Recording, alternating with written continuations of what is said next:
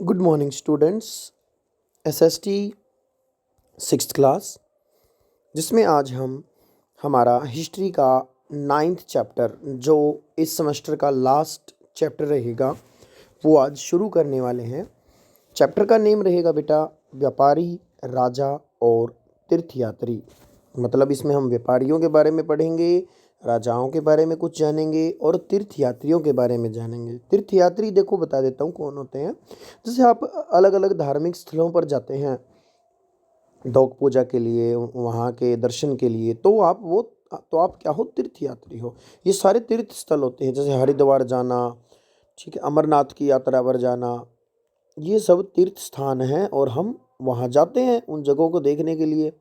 ठीक है, कोई मक्का मदीना जाता है, तो ये सारे तीर्थ स्थान हैं और हम तीर्थयात्री।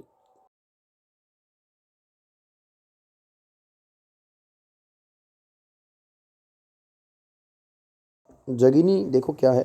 जगिनी अपने गांव के मेले की आस लगाए बैठी थी। स्टील के चमकदार बर्तन, रंग बिरंगी प्लास्टिक की बाल्टियां, शौक रंगों के फूल के प्रिंटों वाले कपड़े, चाबी से खुलने वाले मज़ेदार खिलौने उसे बहुत अच्छे लगते थे। इन चीज़ों को बेचने वाले दुकानदार बसों और ट्रकों पर आते थे और रात को अपना सामान समेटकर वापस चले जाते थे। जगिनी को हैरानी होती थी कि ये लोग हमेशा इस तरह क्यों घूमते रहते हैं। उसकी माँ ने बताया कि ये लोग व्यापारी हैं। वे व्यापारी थे। वे चीज़ों को उन जगहों से खरीदते हैं जहाँ ये बनाए जाते हैं और फिर उन्हें मेलों में बेचते हैं। जैसे कि हम अक्सर देखते भी हैं, मार्केट में देखते हैं बहुत सारी स्टॉल्स लगते हैं। कहीं मेले वगैरह में जाते हैं तो वहाँ पर भी स्टॉल होते हैं और कुछ टाइम के लिए वो होते हैं, फिर उसके बाद वो चले जाते हैं। तो वो क्या होते हैं, वो व्यापारी होते हैं।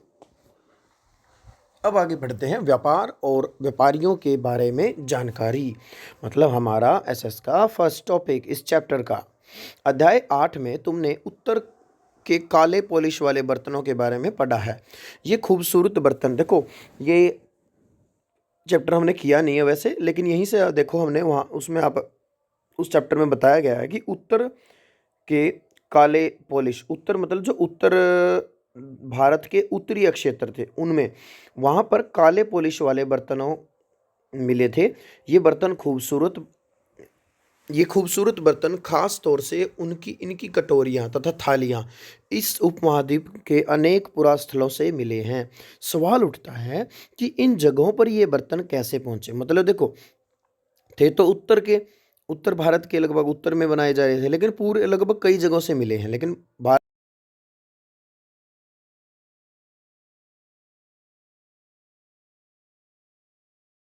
ले जाकर अलग अलग जगहों पर बेचते थे, तो यही माना जाता है। आगे, दक्षिण भारत मसाले खास तौर पर काली मिर्च तथा कीमती पत्थरों के लिए प्रसिद्ध था। अंडरलाइन करेंगे, दक्षिण भारत सोना, मसाले खास तौर पर काली मिर्च तथा कीमती पत्थरों के लिए प्रसिद्ध था, ये ध्यान रखना। आगे, काली मिर्च का रोमन साम्राज्य में इतनी मांग थी कि इसे काले सोने के नाम से बुलाते थे।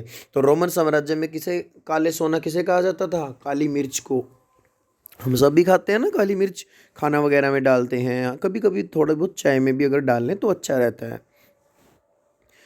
आगे, व्यापारी इन सामानों को समुद्री जहाज़ों और सड़कों के रास्ते से रोम पहुंचाते थे।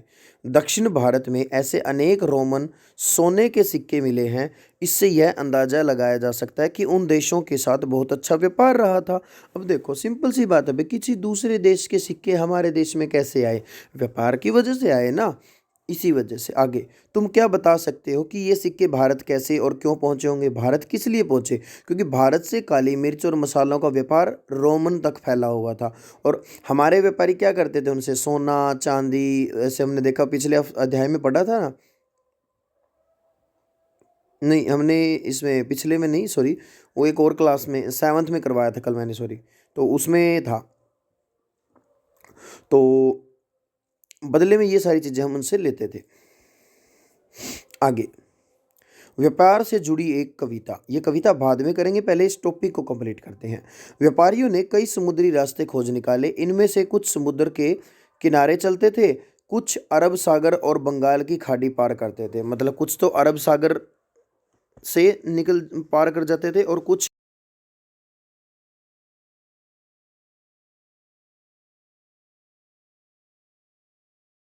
हवा जो होती है, जो मतलब जो हवा मानसून लेकर आती है, वे अफ्रीका या अरब के पूर्वी तट से इस उपमहाद्वीप के पश्चिमी तट पर पहुंचना चाहते थे, तो दक्षिण पश्चिमी मानसून के साथ चलना पसंद करते थे। ये जो है दक्षिणी पश्चिमी मानसून होती है, और इस दक्षिण पश्चिमी मानसून की वजह से ही हमारे देश में क्या होती है, बारिश होती है। ठीक है, जून जुलाई के महीने में जो मानसून आता है ना, वो यही होता है। इन लंबी यात्राओं के लिए मजबूत जहाज़ों का निर्माण किया जाता था। अब सोच के देखो क्यों इतने मजबूत जहाज़ों की ज़रूरत पड़ती थी। सिंपल सी बात, अभी आप वो पहले इतने दिन लग जाते थे, क्योंकि वो जहाज़ यहाँ आते थे तो कई कई महीने भी लग जाते थे आने में, दिन भी लग जाते थे। तो आते आते यहाँ तक समुद्र में तूफान भी आ सकते हैं, समुद्री समुद्र में और भी घटनाएं घट सकती है, कोई विशाल जानवर भी उनके साथ मतलब उस पर हमला कर सकता है। तो इन सब से बचाने के लिए मजबूत होने चाहिए। अब पढ़ते हैं व्यापार से जुड़ी एक कविता। यस, व्यापार के प्रमाण हमें संगम कविताओं से भी मिलते हैं। नीचे लिखी कविता में पूर्वी समुद्र तट पर स्थित पुहार पत्तन पर लगाए जाने वाले माल का वर्णन है कि वहाँ पर क्या क्या माल था। समुद्री जहाज़ों पर लाए गए तेज तरार घोड़े, गाड़ियों पर काली मिर्च की गठरियाँ, हिमालय से मिले रत्न और सोना, दक्षिण की पहाड़ियों से चंदन की लकड़ियाँ, दक्षिणी सागर के मोती और पूर्वी सागर के मूंगे, गंगा और कावेरी की फसलें, श्रीलंका से आए खाद्यान्न, म्यांमार से बने मिट्टी के बर्तन और दुर्लभ कीमती आयात। ठीक है, तो हम ये कह सकते हैं कि कितना मतलब सामान आता था। देखो,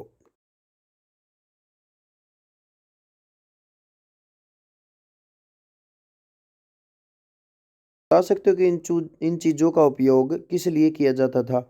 अब तेज तरार घोड़े तो तुम्हें पता ही है, राजा यूज करते थे। ठीक है, काली मिर्च की गठरियाँ तो जानते ही हैं। रतन और सोना किस लिए यूज किया जाता था, जवाहरात के लिए यूज किया जाता था। चंदन की लकड़ियाँ जो हैं अलग अलग कामों में यूज होती थी।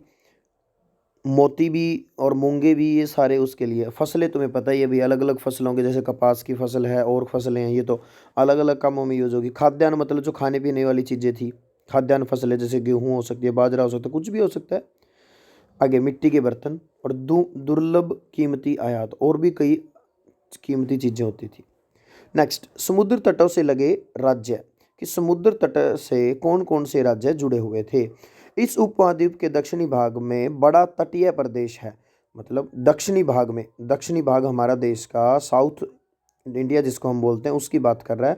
वो बहुत ही तटीय प्रदेश है। तटीय मतलब समुद्र के किनारे। इनमें से बहुत से पहाड़, पठार और नदी के मैदान हैं। यहाँ पर बहुत सारे पठार भी हैं, पहाड़ भी हैं, नदी के मैदान भी है। हम थोड़ा बहुत पढ़ के भी आए हैं जियोग्राफी के अंदर ये सब। आगे बढ़ते हैं हम। नदियों के मैदानी इलाकों में कावेरी का मैदान सबसे उपजाऊ है। तो नदियों के मैदानी इलाकों में, ये साउथ इंडिया की बात कर रहे हैं हम। ठीक है, वैसे अगर उत्तर भारत की बात की जाए तो गंगा का जो मैदान है वो सबसे उपजाऊ भाग है। ठीक है, तो यहाँ नदियों के, आपसे क्वेश्चन पूछा जाएगा दक्षिणी भाग में कौन सा भाग सबसे उपजाऊ है, तो कावेरी नदी। अब कावेरी नदी जो है ये बारहमासी नदी है, मैं तुम्हें बता देता हूँ। बारहमासी कैसे, पूरा साल इसमें पानी रहता है। बाकी साउथ इंडिया की और नदियाँ जो हैं वो बारहमासी नहीं है, वो बारिश।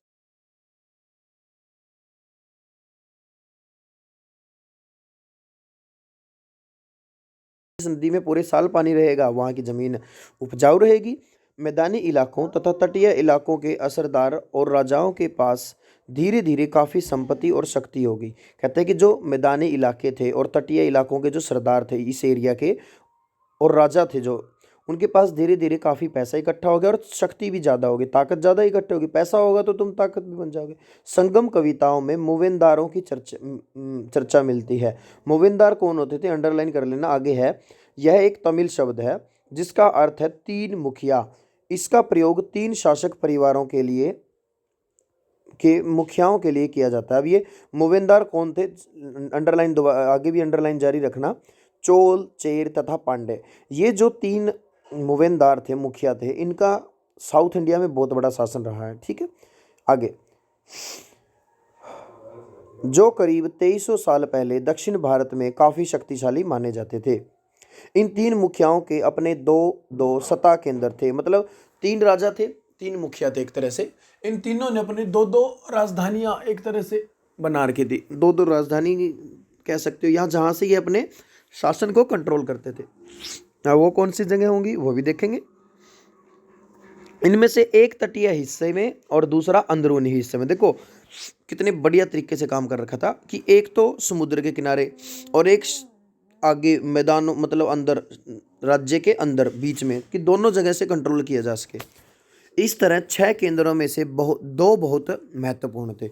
एक चोलों का पत्तन पुहार या कावेरी पट्टनम जिसको कहा जाता है, दूसरा पांड्यों की राजधानी मदुरई।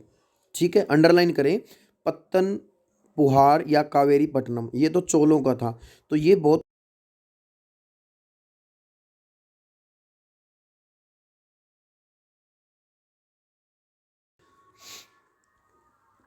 उसके बाद देखिए आगे, ये मुखिया ये मुखिया लोगों से नियमित कर के बजाय उपहारों की मांग करते हैं। ये कहते हैं कि तुम हमें नियमित कर मत दो, नियमित रूप से टैक्स मत दो, तुम हमें उपहार दो। कभी कभी ये सैनिक अभियान पर भी निकल पड़ते थे और आसपास के इलाकों से शुल्क वसूल कर लाते थे। मतलब सैनिकों के साथ अभियान पर निकलते, फिर आसपास के जो एरिया होते थे वहाँ से शुल्क मतलब कर इकट्ठा करके लाते थे। इनमें से कुछ धन वे अपने पास रख लेते थे, बाकी अपने समर्थकों, नाते रिश्तेदारों, सिपाहियों तथा कवियों के बीच बांट देते थे। अनेक संगम कवियों ने उन मुखियाओं की प्रशंसा में कविताएं लिखी जो उन्हें कीमती जवाहरात, सोने, घोड़े, हाथी, रथ या सुंदर कपड़े दिया करते थे। अब सिंपल सी बात है, अभी वो तो लिखेंगे उनके बारे में क्योंकि उन्हें उनसे उनसे उनका घर चल रहा है। इसके लगभग 200 वर्ष के बाद पश्चिम भारत की बात में कह रहा है, में सातवाहन नामक राजवंश का प्रभाव बढ़ गया। सातवाहनों का सबसे प्रमुख राजा गौतमी पुत्र श्री सातकर्णी था। अंडरलाइन कर ले, सातवाहनों का सबसे प्रमुख राजा गौतमी पुत्र सातकर्णी था। अब जो गौतमी पुत्र मतलब ये अपनी माँ का नाम जो है साथ लगाता था, उसके बारे में हमें उसकी माँ गौतमी बलश्री द्वारा दान किए गए एक अभिलेख से पता चलता है। ठीक है, वह और अन्य सभी सातवाहक शासक दक्षिणापथ के स्वामी कहे जाते थे। मतलब सातकर्णी और जो दूसरे शासक थे वो दक्षिणापथ के स्वामी कहलाते थे। अंडरलाइन कर लेना, दक्षिणापथ के स्वामी। अभी दक्षिणापथ क्या था ये सुन लो। दक्षिणापथ था दक्षिण की ओर जाने वाला रास्ता, आगे लिखा भी हुआ है। दक्षिणापथ का शाब्दिक अर्थ दक्षिण की ओर जाने वाला रास्ता। पथ का मतलब बेटा रास्ता होता है और दक्षिण हो गया दक्षिण।